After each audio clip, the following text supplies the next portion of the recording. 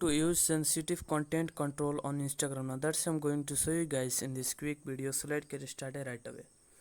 So to use sensitive content control on Instagram, what you need to do is you have to firstly open your Instagram app and then click on your profile icon in the bottom right corner. And this video tutorial is working for the both Android and iOS, so please make sure that you watch this video until the end. So firstly open your Instagram app and then go to your profile page, then click on the three horizontal lines in the top right corner, and from this menu appear, click on the settings, and after that you come to this page, and here you have to tap on the account, and then you come to this page, and here you can see the new option, sensitive content control. You have to find on your device and then click on the sensitive content control. When you are here, then you can see the allow option. You can see the first option, allow option. So by allowing, you may see more photos and video that could be upsetting or offensive.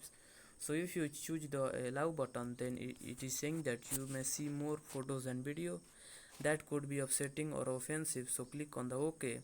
But second option is limit. So in this option, by choosing this option, what you can see, you may see some photos and video that could be upsetting or offensive. So by choosing the limit, you can only see some photos and video of which are upsetting or offensive. So if you want to choose this, then click on the second option, limit default, and in the third option is limit even more. So when you choose this, then what it will do is you may see fewer photos and video that could be upsetting or offensive.